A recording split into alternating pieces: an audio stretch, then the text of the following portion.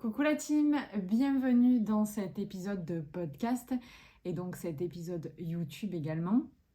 Je vous retrouve aujourd'hui dans j'allais dire, ouais, c'est un format un peu spécial, c'est une interview on pourrait dire de moi à moi-même, mais en fait non, parce que j'ai été interviewée par Agnès dans le cadre d'une reconversion, réorientation professionnelle, oui, reconversion professionnelle.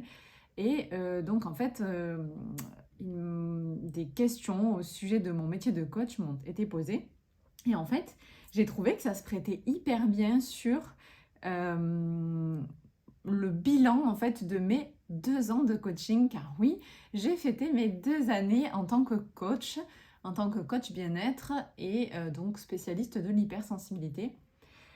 Et voilà, je me suis dit, tiens, ça va être bien de partager ça. Donc, après, je suis consciente que ça peut ne pas intéresser tout le monde, mais je sais que vous êtes aussi nombreuses surtout, à vous poser des questions sur la reconversion professionnelle. Donc, je me suis dit, je vais partager un petit peu mon expérience. Je vais partager mon expérience, qui plus est, dans le domaine du bien-être et donc dans le domaine du coaching. Et je sais que vous êtes, ça vous titille, ça vous titille souvent en fait dans les coachings, je le ressens, parce que donc, alors ce n'est pas ma spécialité, il m'arrive de faire des coachings pro, étant passée donc moi-même par la reconversion professionnelle et ayant eu avant ça d'autres entreprises et ayant travaillé plus de 10 ans dans la communication, c'est vrai que ce côté communication, enfin plusieurs cordes à mon arc et maintenant cette expérience passée, c'est clair que c'est un plus pour mes accompagnements dans Je deviens pro. Et en fait, simplement pourquoi je ne communique pas énormément dessus, parce que c'est vraiment pour moi, il y a un cheminement logique. Et d'abord, c'est je deviens moi, et ensuite je deviens pro, c'est-à-dire je pense... Ah, je suis en train de spoiler l'affaire. Je pense qu'il faut s'être trouvé soi-même pour ensuite se trouver professionnellement. Alors, tout est intrinsèquement lié, d'accord? Il n'y a pas de règles, il n'y a pas d'ordre, mais c'est mon raisonnement logique. Et d'ailleurs, comme je pense que c'est important pour moi-même et donc tous les autres coachs, donc je vais dérouler en fait, du coup j'ai l'interview écrite que vous pourrez retrouver sur mon blog, du coup en audio, en podcast et donc sur la vidéo YouTube. Et voilà, vous le savez, hein, je suis plutôt très transparente, donc ça va être transparent. Alors, ce n'est que ma vérité, ok, qu'on soit bien d'accord. C'est mon expérience, c'est ma vérité, mon ressenti, donc dans tous les cas c'est légitime. Je ne dis pas que non plus que ça concerne tout le monde, que ça s'est passé comme ça pour tout le monde. Je fais parfois, je pense, des généralisations, mais des généralités. Bon, bref. Du coup, mais quand même, je pense que c'est important. Je pense qu'il y a beaucoup de fake en fait. Donc du coup, je vais vous dire ma vérité, mon expérience. Pour tout savoir sur le coaching, peut-on vivre du coaching? Quelle formation de coaching choisir? Quel métier pouvoir espérer? Mes 2 ans de coaching, comment moi ça s'est passé? Je vais vous raconter un petit peu cette histoire pro que je n'avais jamais trop abordée. Et donc après, c'est la vérité d'aujourd'hui, ce sera peut-être plus celle de demain. Que sais-je. Et puis, qu'est-ce que j'allais vous dire d'autre? Donc, en fait, les questions m'ont été posées par Agnès, et donc je vais vous redonner la question. Puisqu'Agnès n'a pas, ça n'a pas déroulé sur une interview vidéo, puisque l'interview datait d'avant, et c'est moi qui me suis dit, d'avant l'été en fait, et moi je me suis dit, tiens, je vais la retranscrire pour les 2 ans. Voilà, donc déjà encore, je remercie Agnès de m'avoir interrogée, d'avoir sollicité mon expertise là-dedans, mon expérience, et merci pour le temps qu'elle m'a accordé. Et merci aussi d'avoir répondu OK pour pouvoir partager en fait ces questions. Et oui, avant donc toute chose, je vais répondre à la question de façon globale. Ok, donc peut-on vivre du coaching? Est-ce que c'est un vrai métier? Et est-ce que tu peux demain toi être coach? La réponse est oui. Je serais folle de dire le contraire, puisqu'en fait, je suis profondément convaincue dans chacune de mes cellules que tout est possible. Je respire le tout est possible. Tous les jours, j'allais dire, je me bats, c'est même pas un combat. Si c'est une lutte, c'est que c'est trop fort. C'est juste, je, Ouais, je le transpire en fait. Pour moi, c'est une évidence. Je pense que dans la vie, tout est possible. Je pense que il faut rêver grand. J'aime bien cette citation débile là de genre vise la lune, tu tomberas dans les étoiles. Mais franchement, c'est vrai. Il y a pas de, il y a pas de petit. Il y a qu'une seule vie. Voilà. Donc vise grand et en fait, si tu veux, tout est possible. Simplement, je trouve que c'est important, surtout avec la tendance actuelle, de relativiser en fait et donc d'éclaircir et de dire en fait des vérités, ok. Et c'est là où en fait je vais mettre des mais. Tout est possible, mais. Alors en général j'aime pas du tout les mais, vraiment. J'aime bien les remplacer par des et je trouve ça hyper constructif dans la vie parce qu'en fait si tu commences à mettre des mais, tu mets des barrières, ok. Et en fait ça t'empêche d'aller très loin. Simplement, là, moi, je vais te dire, donc tout est possible. Oui, tu peux être coach, oui, tu peux te lancer, oui, tu peux te reconvertir, oui, tu peux te former ou pas, d'ailleurs, tu vas voir. Il y a juste des petits mais. En fait, et du coup, alors, j'ai pas trouvé d'autres mots que des mais, je voudrais juste, voilà, il y a juste des petites vérités, et je voudrais que tu en sois consciente, ok. Et une fois que tu as tout, en fait, je trouve que, je pense que j'aurais aimé savoir ça, alors je te garantis que, finalement, du coup, a posteriori, donc, a priori, même si je l'avais su il y a 2 ans, tous ces trucs, tous ces petits mais, toutes ces vérités, ça m'aurait pas empêché de foncer. Tu vois, c'est là la différence. J'en serais quand même au même point aujourd'hui. Si on m'avait dit, voilà, ça va se passer comme ça, comme ça, comme ça, j'aurais foncé quand même. C'est là toute la différence. Parce que finalement, pour moi, ce n'était pas des mais, ce n'était pas des objections. Ça ne m'a pas empêché de foncer. Et donc, je me dis, c'est juste des vérités et je trouve que on les dit pas assez. Et moi, j'avais envie de me faire porte-parole. Non, je suis pas porte-parole. Voilà, je n'ai pas la prétention de détenir toutes les informations sur le coaching, sur les carrières de tout le monde, etc. Sur la reconversion en général et tout. Mais voici mon expérience. Ok, donc du coup, voilà, j'aurais aimé savoir ça. Je vais rentrer dans le vif du sujet de l'interview. Donc, Agnès me demande quelles sont mes missions et mes responsabilités en tant que coach. Alors, je vais essayer de pas trop lire, mais c'est moi qui l'ai écrit, donc du coup, je devrais pouvoir le refaire à ma sauce facilement, là, du coup. Donc maintenant, vous n'êtes pas sans savoir que je suis coach bien-être spécialisée dans l'accompagnement des personnes hypersensibles, des femmes notamment hypersensibles, et hypnothérapeute. J'ai ouvert mon cabinet il y a peu à Aix-en-Provence. Donc, dans tous les cas, si on pouvait mettre un grand chapeau, on pourrait dire que j'entreprends. Attention à entreprendre. Il y a toutes sortes de façons d'entreprendre, ok, j'ai pas dit que j'avais une SARL, hein, mais j'entreprends. Et du coup, dans le fait en tout cas de créer, voilà, je me vois comme créatrice. Et d'ailleurs, pas que créatrice, du coup, dans le coaching, tu vas voir, je fais beaucoup d'administratif. Voilà, c'est beaucoup de déclarations. Surtout, je me rappelle, je sais que quand tu es encore en formation, des fois quand tu es en alternance, des fois quand tu fais des stages, quand tu es encore au chômage parfois, en fonction de ta situation, vraiment de l'administratif, tu en as partout. Bon, enfin, vive la France en même temps. Donc des déclarations, aussi quand tu as des auto-entreprises, quelle que soit en fait la façon dont tu as créé ton entreprise, enfin dans la mesure où tu décides de voguer, de voler de tes propres ailes, tu vas faire des papiers en fait, tu vas bouffer des papiers. Donc il m'est arrivé également d'être chef entre guillemets, puisque j'ai eu 2 expériences avec des stagiaires. Donc là du coup ça sous-entend qu'il faut aussi déléguer et puis transmettre, collaborer, faire preuve de diplomatie, donc tu travailles sur d'autres cordes qui sont super intéressantes parce que du coup dans la plupart du temps je suis toute seule, donc là c'est quand même intéressant de partager. Je suis également webmaster parce que je m'occupe de mon propre site internet, de mes propres articles de blog, de mes lancements produits, et donc en fait ça passe essentiellement par mon site internet. Si vous avez des questions là-dessus, je pourrais y répondre. Parce que du coup, j'ai la chance d'avoir cette corde à mon arc de la communication et donc en fait, ça me coûte 0. Donc j'ai plein de... Enfin, ça me coûte 0. Ça me coûte d'être en ligne, hein, mais ça me coûte pas de le faire en tout cas. J'ai aussi appris... Alors, j'ai été formée, mais j'ai aussi appris beaucoup toute seule. Et donc je mets tout en ligne, voilà, mes programmes, mes newsletters, toutes les mises à jour, tout ça c'est moi, il n'y a personne qui se cache derrière. Tout ce que je mets en ligne, la maintenance des programmes, le suivi des coachés pour celles qui travaillent en ligne en autonomie. Voilà, hein, création de newsletter. Je suis parfois donc vidéaste, scénariste pour les vidéos. Donc, alors c'est pour ça d'ailleurs que je travaille en one shot, où il n'y a pas de secret, il n'y a pas de faux semblant entre nous, parce que je ne pourrais pas en fait, je ne pourrais pas engager quelqu'un pour le faire, et en même temps je ne pourrais pas passer tout mon temps à faire ça.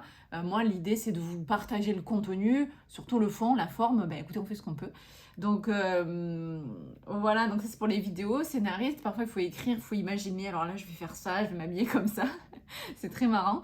Donc écrivaine, oui écrivaine, pour les posts, sous toutes mes légendes, pour les articles de blog, pour les newsletters, hein, donc toujours derrière mon petit clavier. Là, vous ne le voyez pas du coup, mais j'ai l'ordi sous les yeux parce que j'ai déjà écrit l'article. Évidemment, community manager, bien sûr, parce que je m'occupe de ma stratégie oui, donc de publier, de ma stratégie sur mes réseaux. Donc aujourd'hui, on est plus de 35 000 sur TikTok, plus de 3 000 sur Instagram.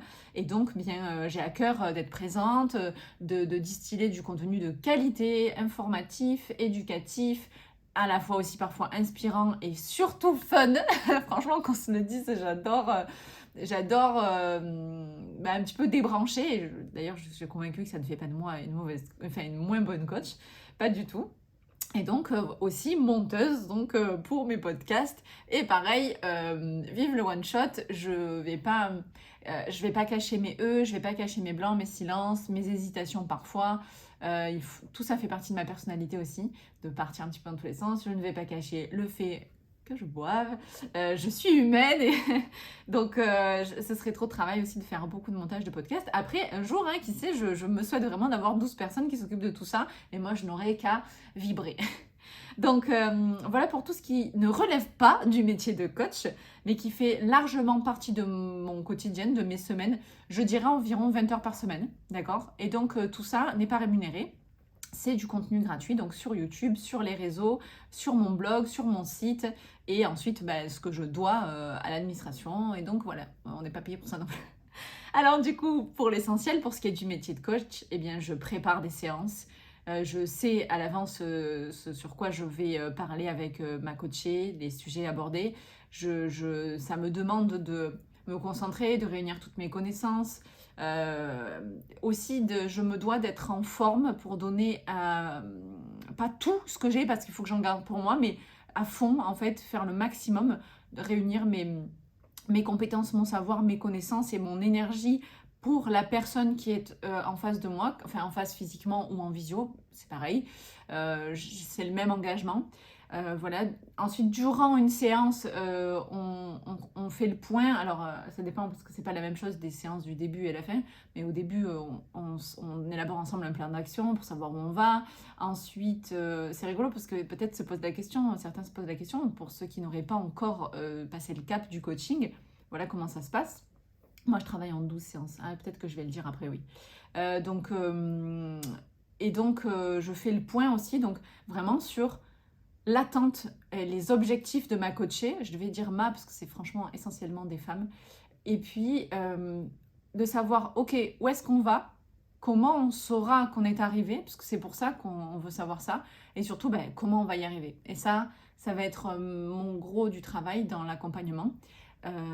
Et donc après, je dirais que mon travail, c'est bizarre, mais c'est poser des questions. C'est poser des questions, mais pas n'importe lesquelles, c'est poser les bonnes questions au bon moment. Celles qui vont, on l'espère à chaque fois, déclencher le changement en fait. Et en soi, moi, il est tout là, l'art subtil, parce que je ne suis pas l'autre. Je suis là pour que l'autre fasse. C'est ça le coaching en fait. Et d'ailleurs, encore moins conseiller, etc. Je le dirai après, je pense. Parce que la réponse est en elle. La réponse doit venir d'elle. Donc, je dirais que je guide. Et dans les premières séances, ce qui est super important aussi, c'est la confiance, c'est le feeling. Je ne dirai jamais assez, mais si vous n'avez pas un bon feeling avec la personne avec laquelle vous devez travailler, mais fuyez, quoi que ce soit un psy, un coach, un énergéticien, j'en sais rien. Bon, l'énergéticien, généralement, tu as un bon feeling, mais On sait jamais quand même. Donc du coup, fuyez en fait, c'est le plus important. Donc et en fait, c'est aussi de mon ressort de créer ce super climat de confiance qui va faire que la coachée va se sentir bien, va se livrer et puis aussi va avoir envie de travailler, transformer, etc. Après, moi, j'accompagne aussi beaucoup en yoga. Je trouve que c'est une clé, un super outil pour du bien-être. Et donc, ouais, ça aide beaucoup à la transformation et également en méditation. Et en fait, c'est là où j'ai un accompagnement holistique et je ne conçois pas la guérison autrement et le aller mieux autrement parce que, ok, ce qui se passe dans ta tête, c'est super, on peut y travailler consciemment, mais et inconsciemment aussi maintenant grâce à l'hypnose que j'ai rajouté. Mais du coup, je ne conçois pas que, en fait, on puisse pas guérir aussi le corps qui est un véhicule extraordinaire et qui nous fait sortir beaucoup de choses de soi, donc sortir les émotions, sortir les pensées, sortir les maladies, les mots, MAUX, d'ailleurs les mots MOTS aussi. Et donc, donc, je pense que cette reconnexion au corps est essentielle. Et donc, la méditation, on descend encore plus profond, méditation et ou hypnose, et là où on va toucher l'âme, l'inconscient, tout ce qu'on ne voit plus, tout ce qu'on ne palpe plus. Et voilà, moi, j'ai cette conception-là. Et donc ensuite, alors pas toujours, mais ensuite le travail se continue, alors beaucoup en vidéo, puisque j'ai la chance enfin j'ai la chance, je me suis donné les moyens d'accompagner encore plus loin qu'au-delà de mes séances, donc parce que j'ai tout filmé, tout enregistré, les consignes de mes exercices aussi notamment. Très souvent les clientes repartent avec des exercices. Oui, en coaching, ce sont des clientes et pas des patientes, je ne suis pas du tout docteur. Et donc, mes clientes repartent très souvent avec des exercices, alors pas toujours, quand c'est pas nécessaire, faut pas forcer le truc, enfin, ça sert à rien, faut pas se faire un genre je vais donner des exercices alors qu'il n'y a rien à faire, mais très souvent il y en a, parce que ça permet aussi de leur côté d'aller plus loin, de prendre encore plus de temps, et ensuite moi on revient parfois dessus, pareil, quand c'est pas nécessaire, il y a des choses aussi qui sont très très encore plus personnelles sur lesquelles je n'ai pas besoin de revenir, et sinon après on échange. Voilà, je dirais que moi j'ai une obligation, pas de résultat, mais de moyens.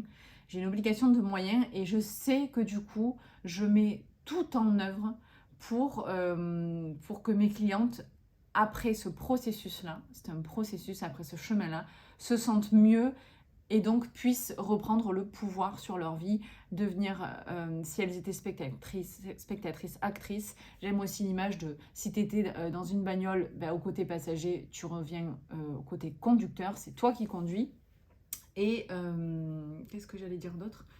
Obligation de moyens. Et donc, oui, je n'ai pas la prétention de faire gravir des montagnes. Dans le côté transformatif, franchement, je pense qu'il faut toute une vie pour ça, et même une vie presque parfois ne suffit pas, si on parle de réincarnation, etc. Donc, je dirais que donc je n'ai pas cette prétention-là. Je fais, si ce n'est gravir un escalier, des marches. Et en tout cas, je guide vers l'escalier et le travail, il est sur après plusieurs. Alors des fois, certaines personnes vont gravir un escalier, certaines ça va être 10 marches, certaines c'est 2 marches. La cliente en face aussi a cette obligation de moyens aussi, d'être là, d'être présente. Je crois que je le dis peut-être après. Donc on travaille vraiment main dans la main et c'est comme ça que je conçois l'accompagnement. Alors, comment se déroule une séance de coaching et quelle forme prend concrètement le processus de coaching ? Ça, c'était la question d'Agnès. Donc, à mes débuts, j'avais testé le coaching à la carte, avec les séances. Un peu comme tu prendrais rendez-vous chez un psy. Je te dis, bon, chez les psys, ça marche, pourquoi ça ne marcherait pas pour moi ? Et en fait, je me suis aperçue que les gens ne s'engageaient pas, quoi. C'est fou, hein, mais franchement, le coaching, mais comme je viens de le dire un petit peu, c'est corps et âme, quoi. Il y a un moment où tu prends cette décision pour toi dans ta vie, et c'est pas une semaine je vais vouloir, une semaine je veux pas. En fait, si, au fond, peut-être qu'il y a des moments où tu vas moins vouloir, où tu vas être moins dans le mood, etc. Mais justement, c'est ce moment-là où j'ai le plus besoin d'être là pour toi, tu vois. Et par contre, autant chez le psy, je sais pas, les gens peut-être ont la pression de se dire oh là là, il faut que j'y retourne, il faut que je reprenne ma séance, et presque par peur du jugement, parce que sinon il va penser que je veux pas. Et c'est vrai que moi j'avais pas peut-être à l'époque cette légitimité-là, ou en tout cas ça ne mettait pas la pression aux gens comme ça, et donc parfois le rendez-vous ne reprenait pas. Alors attends, je me suis dit aussi, dans ma tête il y a 2 ans, je me suis dit peut-être que je suis nulle et que c'est pour ça que les gens ne veulent pas reprendre. Non. Ça m'a passé, je me dis non, c'est... Puisqu'en fait, j'ai été la même au tout début comme j'ai été après. Alors, avec du plus, évidemment, mais en soi, je me suis remise en question, mais ça venait pas de moi, c'est vraiment une démarche, c'est vraiment la forme, pour le coup, le processus, et ce n'était pas engageant. Et je me suis dit, il y a un schisme, on va pas faire comme ça, c'est pas possible. Et qu'est-ce que je vais dire? Oui, aussi, au tout début aussi, je fais des appels découvertes, j'ai donné beaucoup de mon temps, j'ai beaucoup écouté, puis après on est passé au payant. Donc les gens ne s'engageaient pas, et en fait j'ai vu quand même, je ne suis pas bête, hein, que tu vas voir un petit peu ce que font les autres, et j'ai vu que le côté engagement sur plusieurs séances, plusieurs mois, semaines, fonctionnait très bien, et j'ai fait la même chose, hein. Donc... c'est pour ça à chaque fois, hein, ne pas copier mais s'inspirer, des choses qui marchent, c'est tout bête. Donc d'où l'idée de l'accompagnement en plusieurs séances sur plusieurs mois. Parce que dans tous les cas, clairement, ça, il ne faut pas se voiler la face, et je pense que c'est important que les gens le sachent quand ils signent pour un coaching. C'est pas miraculeux, ok, et on ne transforme pas des vies en 1 ou 2 séances, quoi. Alors certes, c'est une thérapie brève, c'est court, on va droit au but, on se donne plusieurs objectifs, on voit, mais avec moins de 10 séances, on ne refait pas le monde, hein, clairement. Donc moi, de mon côté, j'en propose 12. Au-delà de 12, franchement, je trouve qu'au-delà de 12 semaines, c'est déjà assez long. Et du coup, le long, moi, ça me refait penser à la psycho, et où je suis restée en thérapie pendant des mois et des années. Donc là, c'est pas l'idée. Et voilà, on sait que c'est plutôt bref et c'est très concret. Et c'est ce que j'apprécie vraiment dans le coaching. Donc je l'ai expliqué que moi, j'avais une vision holistique de la guérison et de l'accompagnement. J'ai donc créé des séances de 2 heures, en fait, pour pouvoir travailler en longueur et en profondeur. Et encore, parfois, je vous jure, retour de coacher, 2 heures, c'est pas assez. Donc, c'est parfois encore trop court. Donc, non, on se tient à ces 2 heures. Et donc, voilà, dans la séance, donc j'ai un peu répondu à la question avant, mais dans les premières minutes, on prend la température, on fait le point, on aborde le thème de la séance. C'est à moi de cadrer, c'est important qu'on parte pas dans tous les sens aussi. Donc, c'est intéressant parce que justement, j'ai ce côté où on part dans tous les sens, mais dans ma formation, c'est important d'apprendre à cadrer. Okay, donc les thèmes sont quand même souvent récurrents de cliente à cliente. On a tous notre propre histoire, mais finalement, depuis mon expérience, je me suis bien rendu compte qu'il y a des choses qui revenaient très souvent. Et puis, en plus, ma spécialité, c'est l'hypersensibilité, donc on tourne autour de ça, évidemment. Et ensuite, donc dans la deuxième partie de la séance, donc plutôt dans la 2e heure, on fait le yoga, qui est en rapport avec le thème abordé. Donc en fonction, j'adapte sur le chakra cœur, le chakra racine, etc. Et donc, on essaie de se garder du temps pour de la méditation et de l'hypnose. Alors, on n'y arrive pas toujours vraiment qu'on se voile pas la face, d'où l'intervention des vidéos qui est hyper sympa, et où tu peux continuer le travail chez toi. Donc quand je l'ai dit aussi, je donne des devoirs entre guillemets quand je juge que c'est nécessaire, souvent mais pas tout le temps.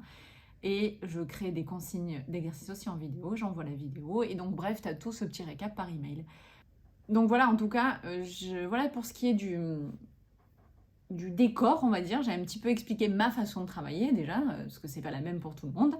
Et du coup, je trouve que c'était important. Ça nous amène à la question suivante. En plus, c'était les questions d'Agnès, donc j'ai répondu.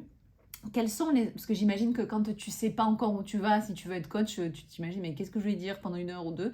Voilà, en tout cas, moi, comment se passent mes séances, et croyez-moi, c'est court.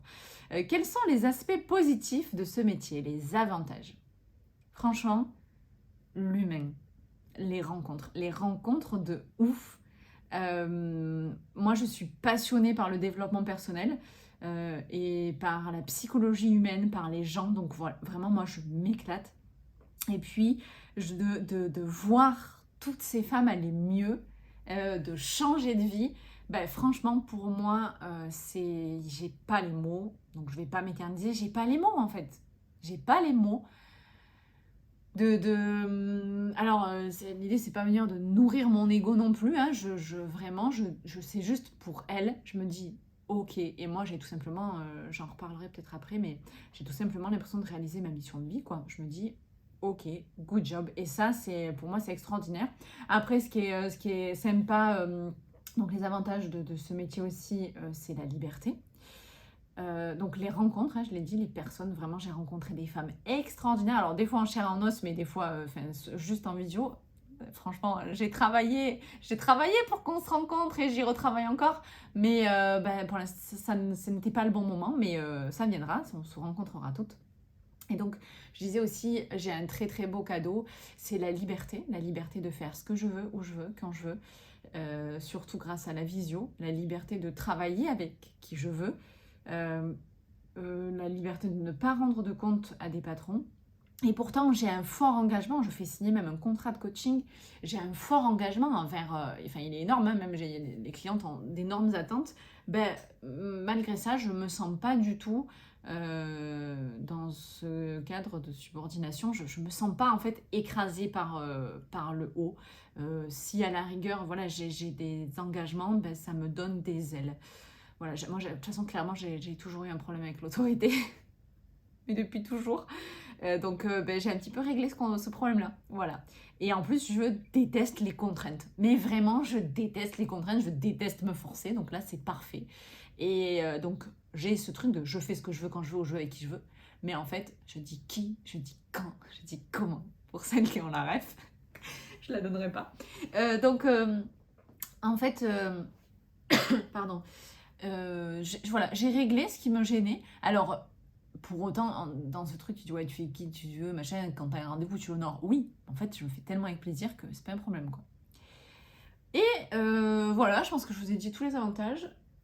Ouais, franchement, en tout cas, c'est ceux que moi je vois. L'humain, la liberté. L'humain, la liberté. Voilà, il y en a deux. Ensuite, quels sont les risques et les contraintes de ce métier? Alors, pardon. En fait, le truc, c'est que tu travailles tout le temps, mais vraiment tout le temps. Donc du coup, alors finalement, on pourrait se dire, est-ce être libre? À mon sens, oui.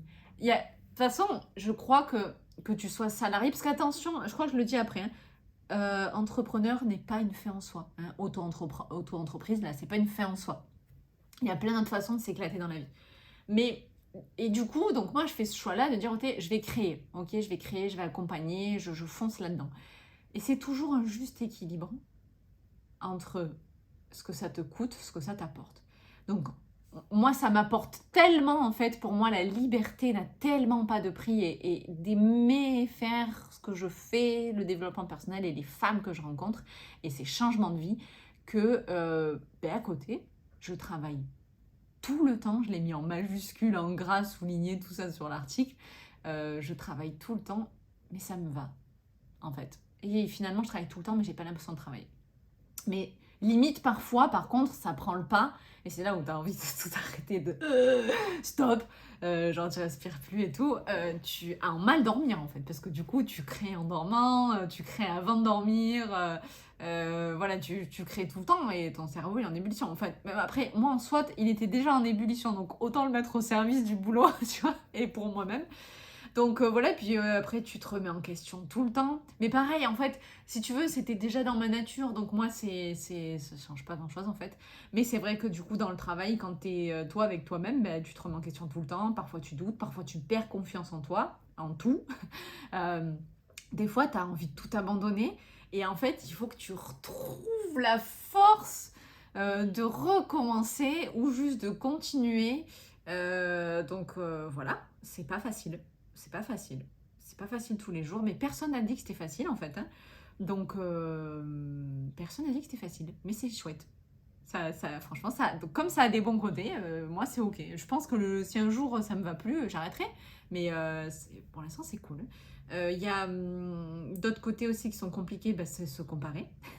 C'est vraiment dangereux si tu commences à comparer la personne qui est coach, la personne comme toi qui est, qui est coach en hypersensibilité, la personne qui publie plus que toi sur les réseaux, la personne qui a plus de clients que toi, la personne qui a commencé avant toi. ou la personne qui vient de commencer et tu te dis, ah, un nouveau concurrent, ou la personne qui fait pas comme toi ou qui pense pas comme toi, dans le yoga ou dans la méditation. Enfin, il y en a tellement. Mais de toute façon, pareil, encore une fois, ça c'est la comparaison tue en règle générale, pas que dans le pro, quoi. Donc c'est dangereux, donc faut savoir dealer avec ça, et c'est pour ça que je le redirai, je vais le dire maintenant, mais je le redirai après. Faut vraiment être en paix avec soi-même, voilà. Et du coup, bah, tu t'arrives, des fois, tu te retombes dans les méandres, hein, tu te fais repiéger, tu te fais repiéger, c'est moyen quand même. Tu te fais piéger à nouveau. J'allais dire en fait, tu retombes dans ce truc de je me compare. Hop, hop, hop, hop, hop, et ben, tu dois vite en sortir en fait, tout simplement. Donc comme dans la vie. Voilà, parce que les réseaux, c'est cool, mais c'est pas cool. Puis le risque aussi, les contraintes, hein, sur cette question, bah, c'est de gagner, de ne pas gagner suffisamment d'argent, en tout cas dans un premier temps. Il faut pouvoir avoir, je pense, de l'argent de côté et ou des aides au départ. Franchement, ça aide. Des aides, ça aide, comme son nom l'indique. Sinon, franchement, c'est très très dur. Voilà.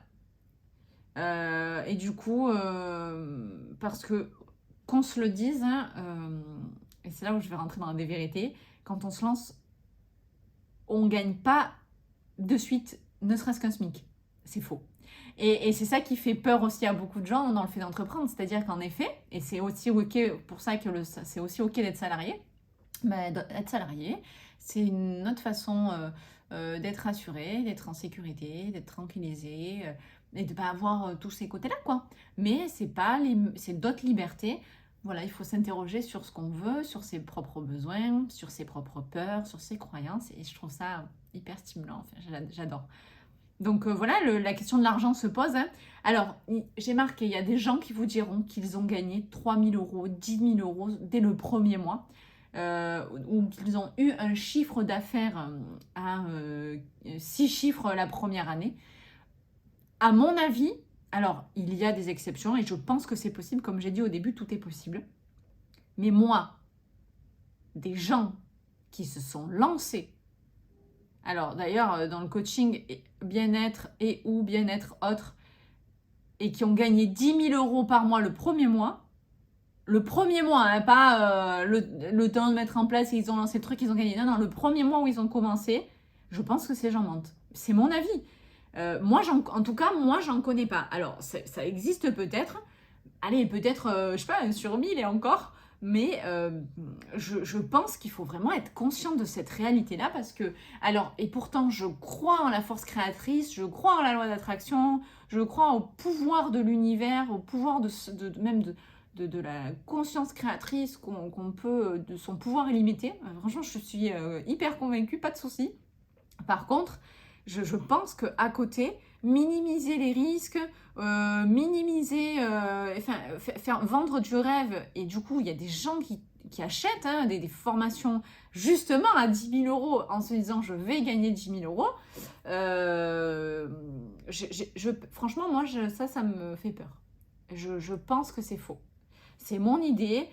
Alors évidemment, après, c'est clair que il y a plutôt intérêt, même si tu as dépensé 10 000 balles pour une formation qui te dit que le premier mois tu vas gagner 10 000 balles, ben franchement, je te le souhaite, hein. Voilà. Et donc après, peut-être que oui, l'argent attire l'argent, le positif attire le positif, c'est une vérité. Mais est-ce que finalement, cette personne juste qui vend ses formations à 10 000 euros et qui te dit qu'elle va gagner 10 000 euros, elle n'exploite pas un truc et elle te dit juste, ben voilà, en fait, faut que tu le penses et tu vas y arriver. C'est un peu facile, quoi. Je me dis, oh, j'espère que les gens ne se font pas avoir, j'espère qu'il y a vraiment du concret, des outils derrière, qu'on te guide et tout, parce que juste, même si le pouvoir de la pensée est très très fort, il y a plein d'autres choses qui rentrent en compte, quoi. Donc j'espère que c'est pas un piège. Évidemment, moi, je suis pas allée là-dedans, hein. Et je t'en parlerai après, parce que, en tout cas, même quand je me suis lancée, j'avais pas 10 000 euros à mettre là-dedans. Et puis je croyais assez en moi pour pas espérer de quelqu'un d'autre qu'on me donne, voilà, tu vas gagner 10 000 euros. Et donc voilà, il faut faire attention, je pense qu'il y a vraiment à en prendre et à laisser.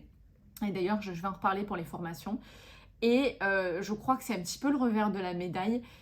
Et tous ces gens qui font croire et miroiter des choses. Alors voilà, comme je l'ai répondu au tout début, je pense qu'il y a de la place pour tout le monde. mais attention, quoi. Ouais, je trouve qu'il faut faire attention à ça et de pas mentir aux gens et leurrer. Voilà, faut pas se leurrer, quoi. Voilà pour ce qui est de ma vérité. Ensuite, je vais y revenir en fait dans les autres questions. Quelle qualité personnelle doit-on avoir pour exercer le métier de coach? Alors, franchement, je dirais que la principale qualité, c'est d'être à l'écoute. Ensuite, c'est d'être empathique. D'ailleurs, moi, j'ai des grandes oreilles et matériellement parlant, physiquement, je pense que ça m'aide beaucoup. Être empathique. Allez, ça s'apprend à l'écoute, hein, aussi. Hein, l'écoute, écoute active, l'écoute dans la formation, ça s'apprend. Bien que c'est quand même plus sympa d'avoir au départ un terrain propice à ça, des qualités comme ça. Ensuite, je dirais être empathique. Ding ding, l'hypersensibilité, l'hyper-empathie, donc ça aide beaucoup. Alors attention, pareil, il faut... De toute façon, à chaque fois, je le dis tout le temps, chaque chose a son côté sympa et le revers de la médaille, ok? Donc parce qu'en fait, l'hyper-empathie, si tu te protèges pas correctement, et que tu sois coach ou n'importe quoi d'ailleurs, ou dans ton perso, tu te fais bouffer, tu es une éponge et tu as ce trop-plein en fait, donc c'est pas good. Là, c'est pas good, ok? Donc l'empathie, c'est good, mais trop d'empathie et où tu te protèges pas, c'est pas good. Mais sinon, dans mon métier, je trouve ça hyper intéressant. Ensuite, franchement, je pense qu'il faut être bienveillant. Je dirais que je suis une personne bienveillante. À mon sens, l'honnêteté, être honnête est une belle qualité aussi. Je dirais que du coup, comme j'en ai parlé au tout début, que en fait, un coach ne fait pas juste que coacher, donc je pense qu'il faut être organisé. Et ensuite, je dirais pugnace, persévérante, faut jamais rien lâcher. Et moi, mon père, il m'a toujours dit, toi, quand t'as une idée dans la tête, tu l'as pas ailleurs. Donc non, ouais, exactement. Donc ça fait vraiment partie de moi et c'est ce qui me permet d'être toujours là et de te parler 2 ans après. Et donc, alors je l'ai mis dans les qualités, je l'ai mis ici. Pardon, je vais boire un petit coup.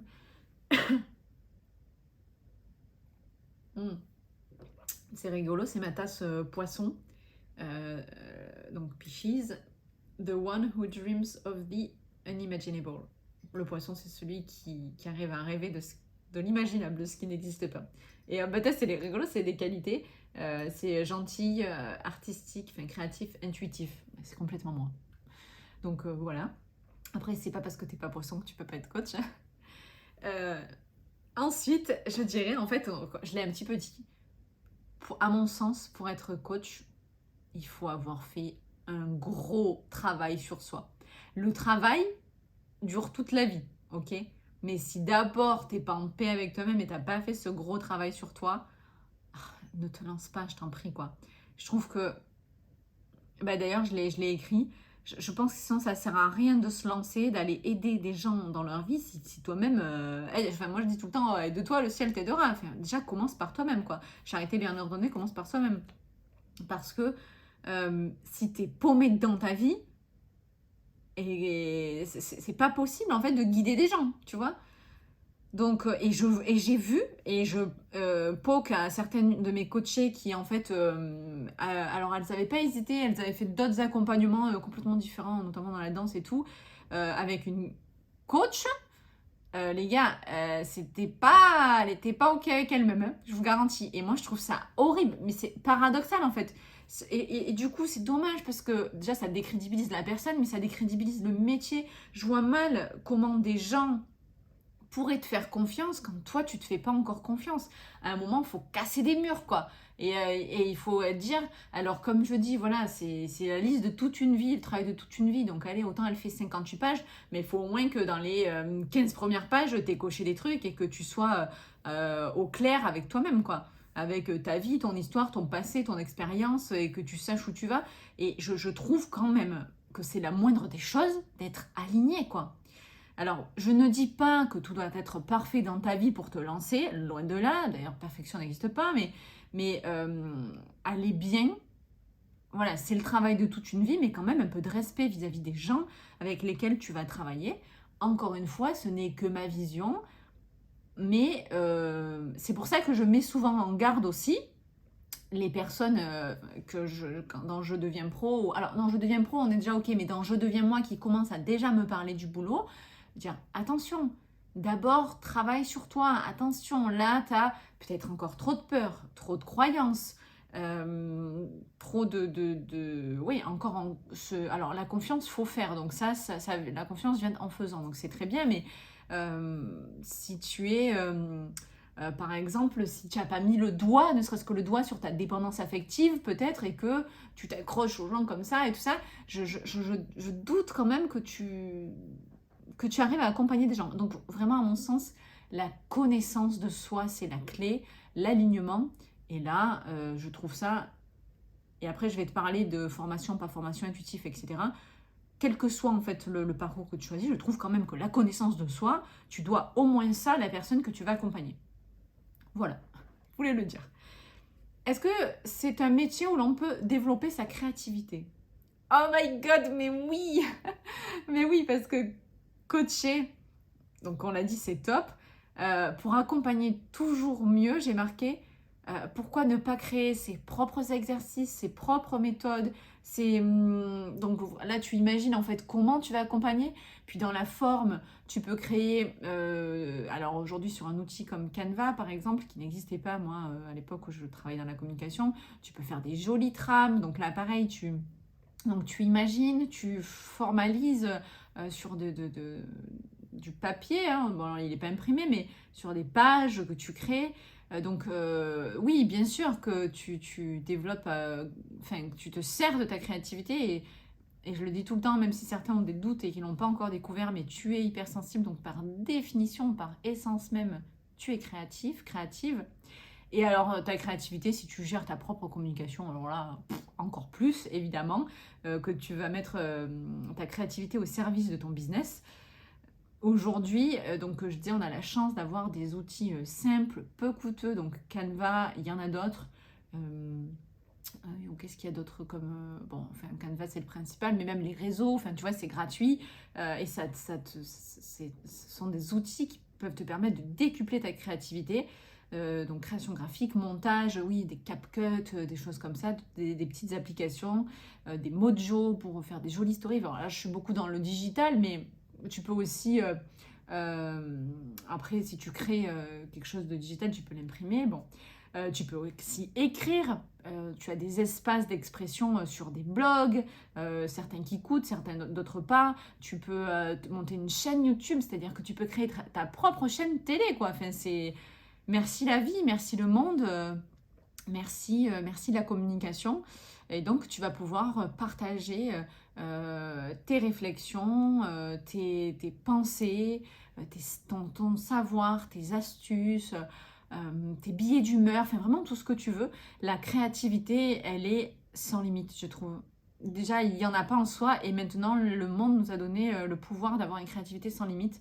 Et donc, dans le coaching, dans la communication et dans tous les autres domaines d'ailleurs, je pense. Donc, je trouve ça extraordinaire. Le coaching parvient-il à se développer suffisamment en France? Est-ce que votre activité reste viable? Alors, je dirais oui et non.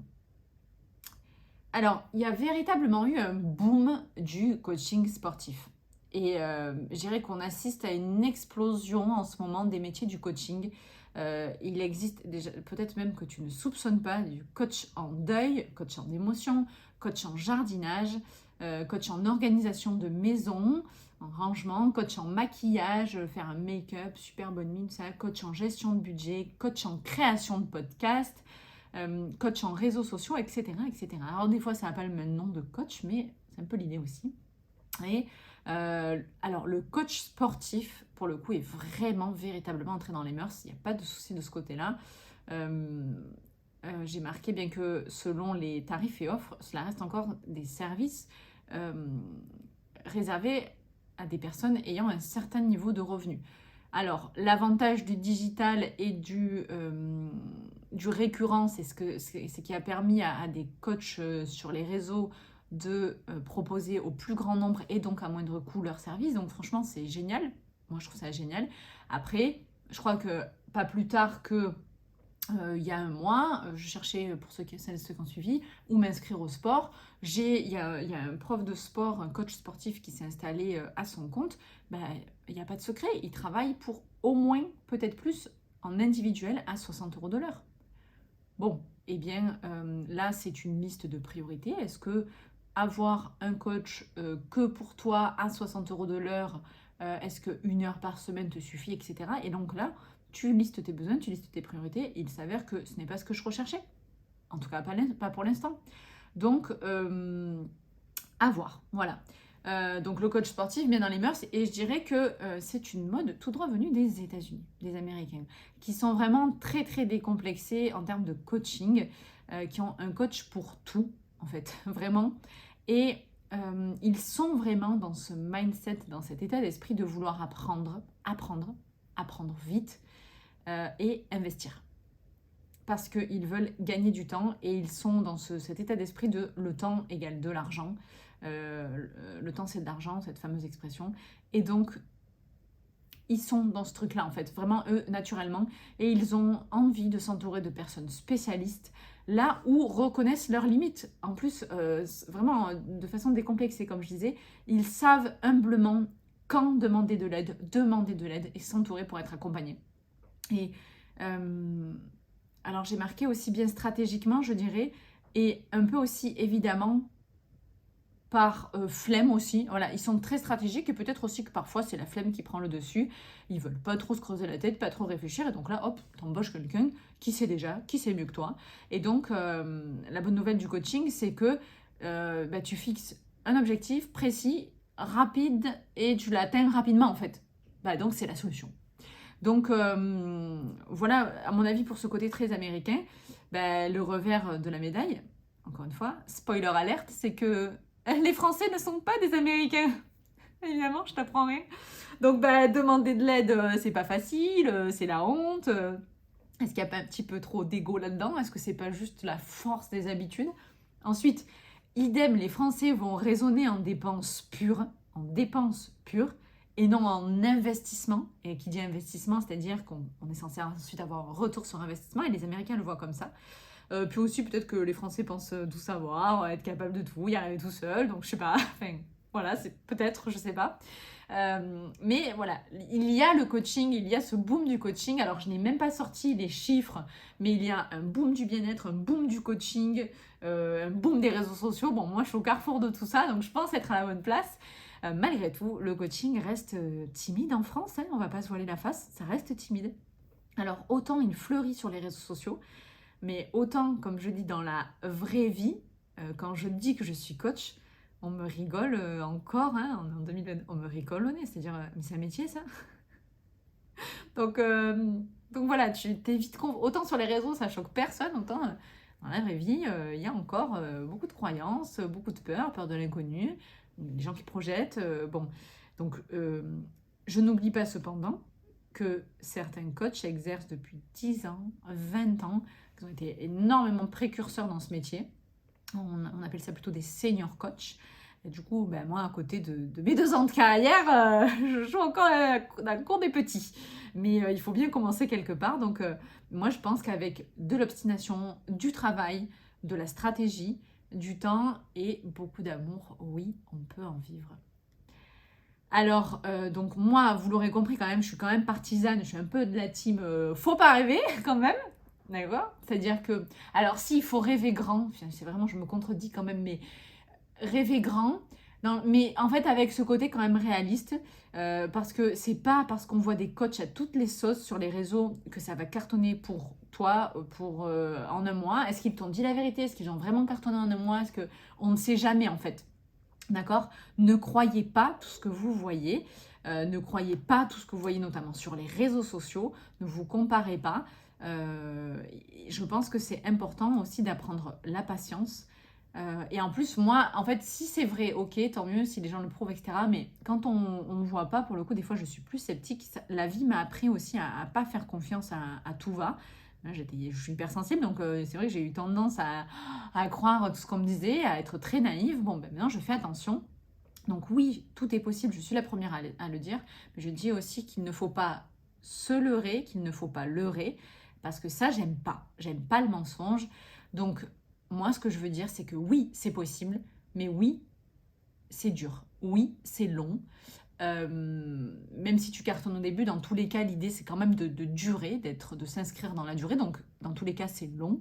Voilà. Alors après, personne n'a dit que ça a été facile. Si, il y en a qui disent que c'est facile, c'est là où ça m'énerve. Il y a des hauts et surtout des bas. Donc il faut se battre, il faut jamais abandonner, il faut toujours y croire et il faut, à mon sens aussi, continuer de se former. Il faut être meilleur que soi-même, meilleur qu'hier, meilleur que les autres en tant que coach. Et aussi, pas que, dans toutes les branches, il faut continuer à être meilleur dans ton administratif, dans ta compta, dans la com, et une meilleure personne aussi chaque jour. Voilà, continuer à apprendre de soi, apprendre sur soi. Et donc aussi, beaucoup dans la com, hein, la com c'est important. Et d'ailleurs, encore une fois, ce revers et cette médaille, parce que... alors, je suis embêtée par certains comptes sur les réseaux sociaux qui ont beaucoup de visibilité et parce qu'ils se disent, bon, bah, à terme, ça durera peut-être pas les réseaux si je devenais coach. Et donc, ils deviennent coach en tout et n'importe quoi. Et parce qu'ils ont beaucoup de visibilité, ça leur donne beaucoup de crédit et les gens foncent, achètent et croient. Ça me chagrine un peu, mais tant mieux pour eux. En tout cas, si les gens en plus sont pas floués, tant mieux. Mais à l'inverse, donc bon, ce côté visibilité, c'est dommage. Mais à l'inverse, je pense que c'est hyper important quand même d'aller communiquer parce que si tu peux être la meilleure coach, en fait, je dis tout le temps, le meilleur diététicien, la meilleure créatrice de bijoux, les plus jolis, tout ça, si personne te connaît, tu vendras pas en fait. Donc la com, c'est important. D'ailleurs, ça l'était dans la vraie vie, dans le dur, ça l'est aussi sur les réseaux.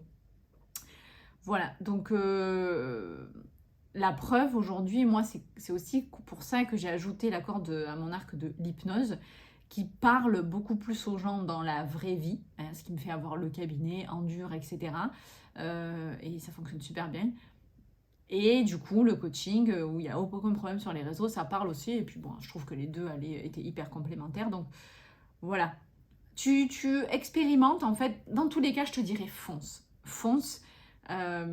Mais rêve grand, en fait, mais ou ne rêve pas et un plan.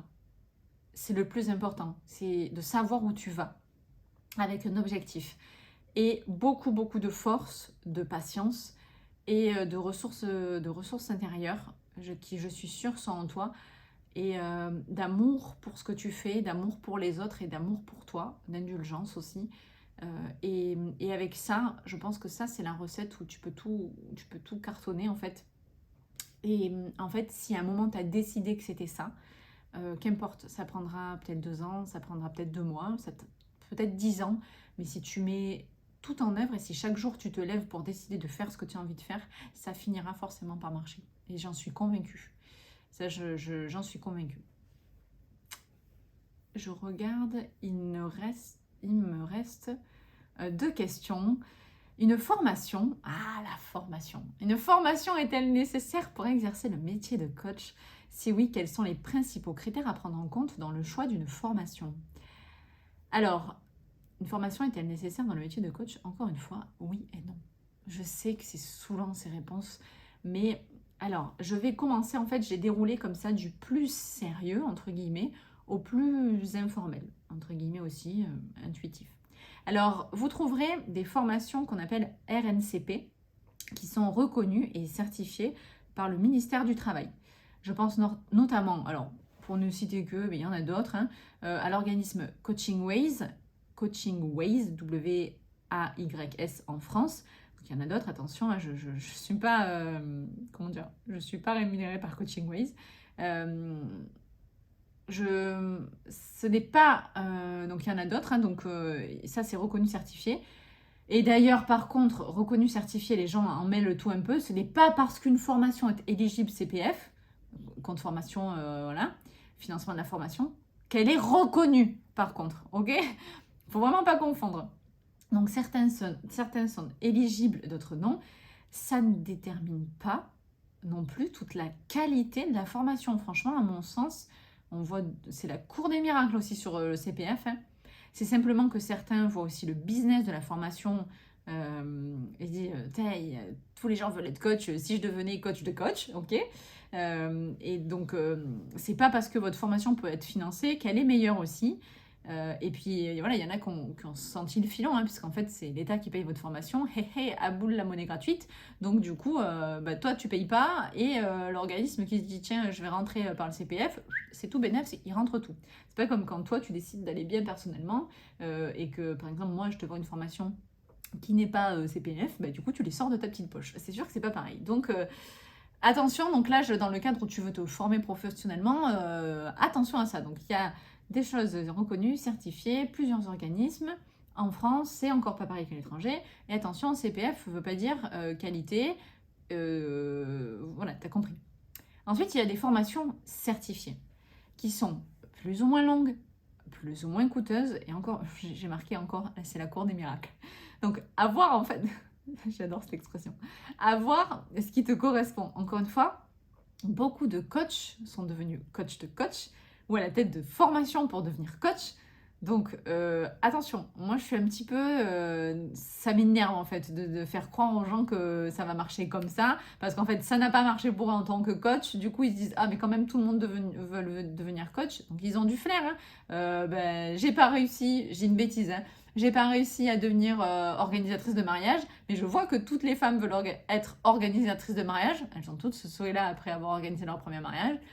Du coup, j'ai pas réussi à devenir organisatrice de mariage, je vais vendre des formations pour devenir organisatrice de mariage, puisque moi je l'ai suivie. Donc du coup, je vais te la vendre, donc la revendre et la faire à ma sauce. Et il y a un filon, et du coup elles vont tout acheter. Et en fait, sur 1000 qui vont te l'acheter, il y en a une qui va devenir organisatrice de mariage. Et en fait, ça me répugne. Je déteste ça. De toute façon, j'ai un problème, vous l'aurez compris, avec le mensonge et tout, donc ça m'énerve. Voilà, donc voilà. J'ai marqué ma droiture me perdra. Parce qu'au fond, moi, j'ai pas par mois 50 personnes qui signent un contrat avec moi pour que je les accompagne sur 3 mois et tout. C'est faux. Donc, j'ai même pas matériellement parlant le temps de signer avec 50 personnes, hein. Et d'ailleurs, c'est ce qui fait qu'au fur et à mesure, quand même, mes prix augmentent, puisque je peux prendre de moins en moins de personnes, ou peu, mais il faut que je sois quand même rémunérée pareil. C'est ce qui fait le coût d'un accompagnement coaching aussi. Donc, en soi, je pourrais me dire, ah ben je gagne pas assez d'argent, je signe pas de ça, donc je vais former plein de coachs. Mais les gars, je vous le dis, c'est quand même la galère. Donc non, je vais pas promettre à des gens de les aider. Après, je pourrais parce que j'ai de l'expertise et tout, mais je préfère les... Alors, vraiment, celles qui sont le plus déter, c'est celles qui vont prendre un accompagnement Je deviens pro, par exemple. Mais sinon, les autres, moi, j'encourage personne. Voilà. Si t'es déter, c'est sûr, tu vas y arriver, déterminé. Sinon, je trouve que c'est pas très bien.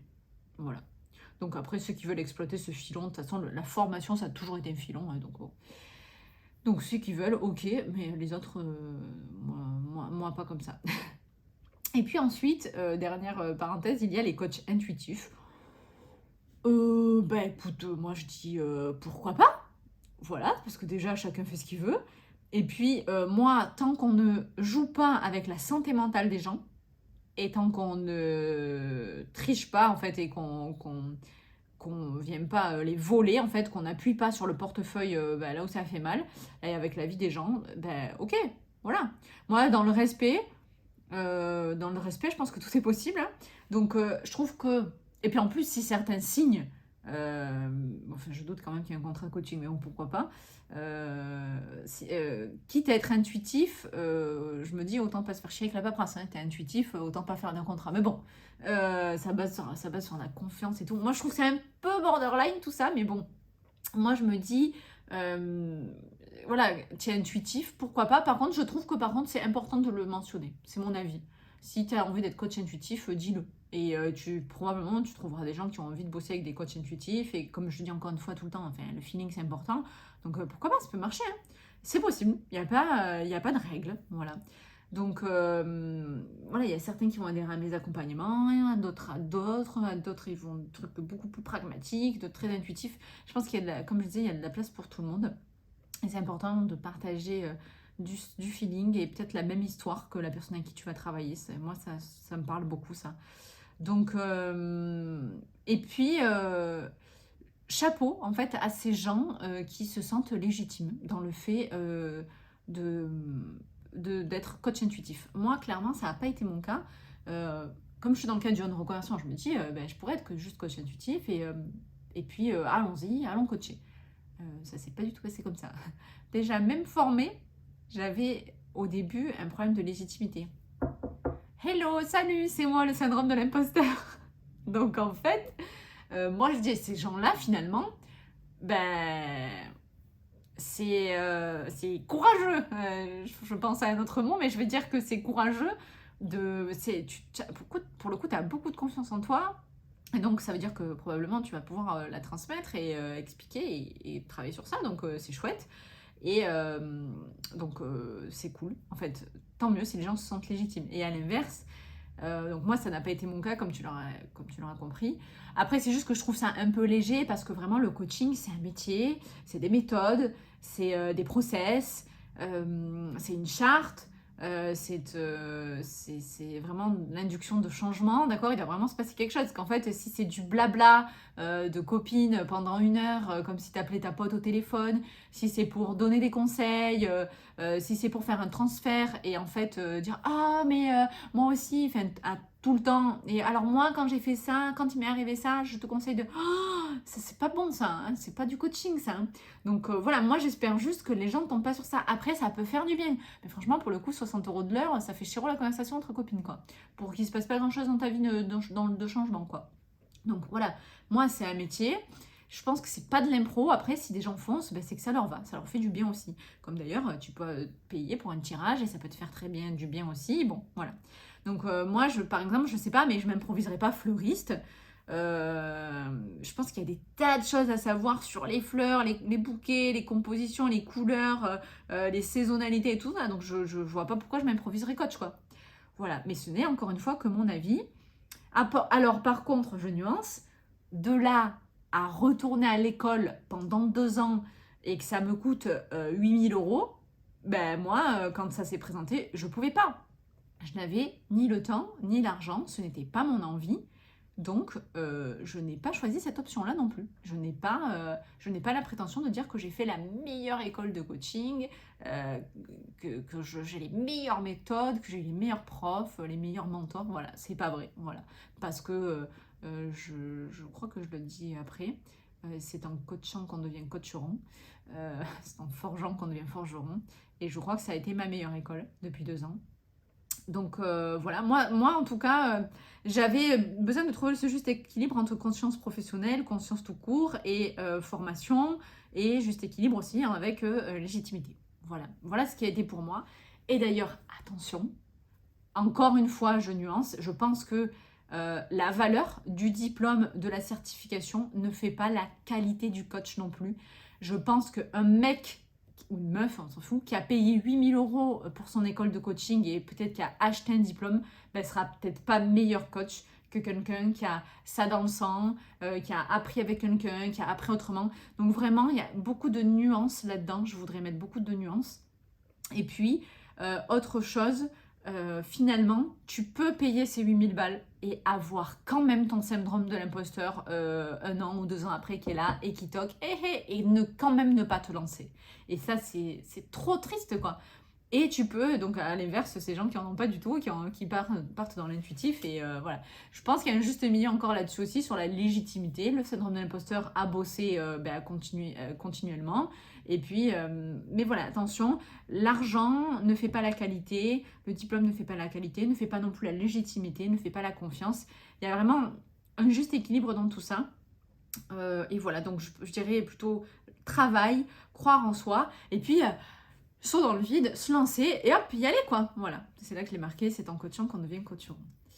Et on arrive sur la dernière question. Quel conseil donneriez-vous pour réussir dans ce métier? Eh bien, je crois que c'est le même que... Enfin, dans pas longtemps, là, je vais sortir une vidéo sur le conseil pour réussir sur les réseaux sociaux. Je dirais, mais comme dans la vie, en fait, être soi, devenir soi. Être soi, en fait, parce que ça ne coûte rien. Ça ne fait pas perdre de l'énergie, ni du temps, ni de l'argent. C'est être soi. Si être coach demain, être dans le bien-être demain, ou coach de ce que tu veux, c'est ce qu'il te faut, alors si ça t'est destiné, ça te viendra. Alors comme je l'ai dit, ce n'est pas forcément simple. Ça demande beaucoup d'efforts, beaucoup de travail, beaucoup de temps, quoi qu'il arrive. Mais comme tout dans la vie, en fait. Mais si tu as la passion et l'amour, et si arrives à être toi, si en fait tu as déjà travaillé, si ça vibre et que ça résonne en toi, mais comme je disais, ça finira par forcément marcher à un moment ou un autre. Et je te donne le raccourci, autant être toi, sois toi, tous les autres sont déjà pris. Ne copie pas, inspire-toi, évidemment, fais de la veille, marketing, concurrentiel de marché, tout ça. Mais fais à ta sauce, fais comme tu l'entends, écoute ton corps, écoute tes émotions, écoute ton cœur, écoute ton intuition. En tant qu'hypersensible, tu dois pouvoir être hyper connecté à ça. Et, et ça marchera en fait. Et oui, ça va être dur. Oui, tu vas avoir envie, je te l'annonce à l'avance, tu vas avoir envie de tout abandonner parfois, tu vas tout remettre en question, ça va être dur. Mais encore une fois, le meilleur moyen de réussir, c'est d'essayer. C'est d'essayer encore une fois. Et encore une fois, tu échoues tu échoues qu'au moment où tu arrêtes d'essayer. Albert Einstein a dit tu échoues qu'au moment où tu arrêtes d'essayer. Alors essaye encore une fois, fonce, lance-toi, jette-toi dans le vide, espère, crois, rêve, planifie. Voilà tous les conseils que je pourrais te donner, mais sois toi, à ta sauce, comme tu l'entends, comme tu le sens, comme tu l'as vécu. Je suis sûre que tu as des tas de choses en toi, ton expérience, ton histoire qui ne méritent que d'être partagées en fait. Et en fait, il n'y a personne d'autre comme toi, donc ça a forcément de la valeur. Voilà, on arrive sur la fin de cette interview. Je remercie encore Agnès pour ses questions. Vous le savez, hein, je n'ai pas ma langue dans ma poche, donc j'espère que vous en savez un peu plus sur le métier de coach, sur mon métier, sur le coaching en général et sur ma vision tout du moins, sur le bien-être aussi un petit peu et surtout mon expérience en tant que coach depuis plus de 2 ans. J'ai commencé il y a plus de 2 ans avec un réseau social qui était mon Instagram, qui était plutôt perso et que j'ai professionnalisé. J'ai commencé avec un site internet et aujourd'hui il y en a dans tous les sens sur mon site internet, beaucoup de contenu gratuit. J'ai commencé sans podcast, aujourd'hui il y a le podcast, il y a YouTube et il y a tous ces réseaux sociaux. J'ai commencé avec une toute petite communauté, j'ai commencé avec un e-book. Je comptais faire 10 pages, j'en ai fait 68 quand même, un e-book de bien-être et sans spoiler, j'ai d'autres projets sur l'écriture. J'ai commencé avec une seule offre et aujourd'hui j'en ai... Je deviens pro, hyper bien, en programme en ligne, les mini-ateliers. Donc ça fait 4. Bon, le e-book, on va pas le compter. Et on va doucement sur une 5e. Voilà, j'ai commencé par le début et voilà, il faut bien... J'ai commencé aussi avec ce syndrome d'imposteur et franchement, des fois, j'ai l'impression qu'il est toujours là à chaque offre que je vais relancer et t'as peur mais je fonce quand même et donc j'ai d'autant plus confiance en moi. Mais en tout cas, par contre, ça, je re-souligne, j'ai commencé en étant moi-même. Alors, je continue à travailler sur ça, mais j'ai commencé à être en étant bien dans mes bottes. Hein. J'ai jamais floué les gens, quoi. Donc, si vous voulez quelque chose, et en l'occurrence être coach, vous allez y arriver, mais seulement si vous le voulez assez fort. Et dans ce cas-là, foncez. Mais là, du coup, vous êtes prévenus. Moi je pense que j'aurais fait cette taf aussi de me dire, voilà, j'ai prévenu les gens et c'est important. Et moi, ce que je peux dire aujourd'hui, c'est que je suis très, très, très, très heureuse parce que tout ça, en fait, parler de l'hypersensibilité, aider les femmes, c'est ce qui, je pense, c'est ce qui est mon essence. Et j'ai reçu il n'y a pas longtemps un message qui m'a dit tu es alignée et tu as trouvé ce pourquoi tu es faite. Et je crois que c'est les plus beaux messages que je peux recevoir, en fait, c'est ça. Donc, parce que je le vis pour comme ça, je le ressens comme ça, c'est vraiment mon essence, c'est ma mission, en fait. Ce pourquoi je suis sur Terre. Et on dit souvent, j'aime cette expression qui dit que nous ne sommes pas des humains vivant une expérience spirituelle, mais des êtres spirituels vivant une expérience humaine. Et bien dans cette expérience humaine, dans cette vie-là, je crois que j'ai trouvé ma guérison, mes réponses et ma mission. Voilà, j'espère que ça vous a beaucoup aidé. On souhaite beaucoup de réussite à Agnès qui se lance, alors je ne sais pas si elle se lancera sur les réseaux, mais en tout cas en tant que psychopraticienne dans la vraie vie. Et peut-être que voilà, d'autres se posent la question. Et j'espère que ces débuts de réponse les aideront, t'aideront. Et je reste à ton écoute pour toute question, que ce soit sous ce podcast ou dans les messages privés et partout où tu peux me contacter. Je répète tout dans le générique de fin de cet épisode. Donc voilà. J'espère que si tu veux te lancer dans un accompagnement et ou une reconversion professionnelle, tu sauras que j'ai des solutions à te proposer et en tout cas j'espère que cette vidéo ou cet audio seront des débuts de réponse.